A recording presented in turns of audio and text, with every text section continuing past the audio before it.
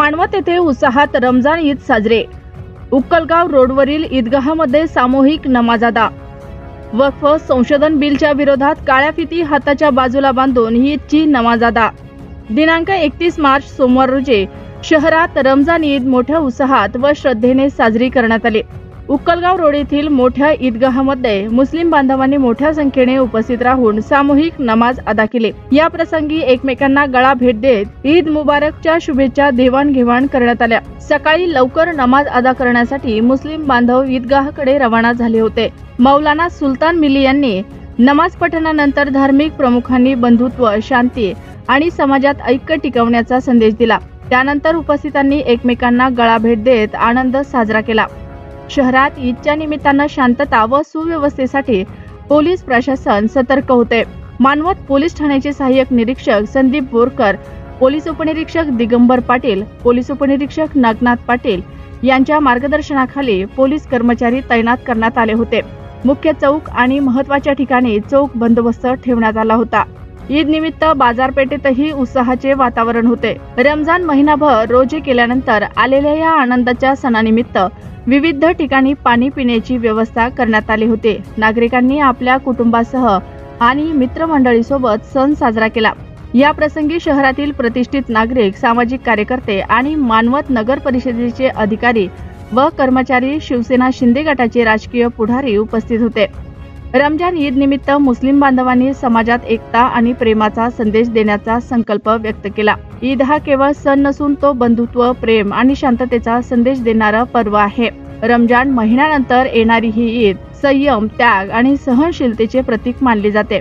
धर्मगुरूंकडून देशात शांती, सौहार्द आणि एकोपा टिकावा यासाठी विशेष दुआ करण्यात आली। ही अतिशय सकारात्मक आणि समाज उपयोगी गोष्ट आहे। आजच्या काळात जेव्हा समाजात विविधता असूनही काही वेळा मतभेद निर्माण होतात, तेव्हा धर्मगुरूंच्या मार्गदर्शनाने सर्व धर्मांमध्ये ऐक्य निर्माण होणे अत्यंत गरजेचे आहे। धर्मगुरूंनी दिलेला संदेश सर्व जाती धर्माच्या लोकांना एकत्र येण्याची प्रेरणा देतो। ईदच्या निमित्ताने सर्वांनी एकत्र येऊन शांतता, प्रेम आणि एकमेकांच्या सुखदुःखात सहभागी होण्याचा संकल्प करणे आवश्यक आहे। ईद हा आनंद आणि एकोपा साजरा करण्याचा सण आहे आणि अशा प्रसंगी सर्वधर्मीय व्यक्तींनी एकत्र येऊन शुभेच्छा देणं समाजातील सलोखा वाढवण्यास मदत करते। मात्र हे औपचारिकतेपुरतं न राहता समाजाच्या हितासाठी प्रत्यक्ष कार्य करण्यावर भर द्यावा अशी अपेक्षा आहे। जर हा उपक्रम निस्वार्थ भावनेने करण्यात आलेला असेल तर तो नक्कीच कौतुकास्पद, असे ग्रामीण मराठी न्यूजशी बोलताना धर्मगुरू हाफेज अब्दुल लतीफ यांनी सांगितले।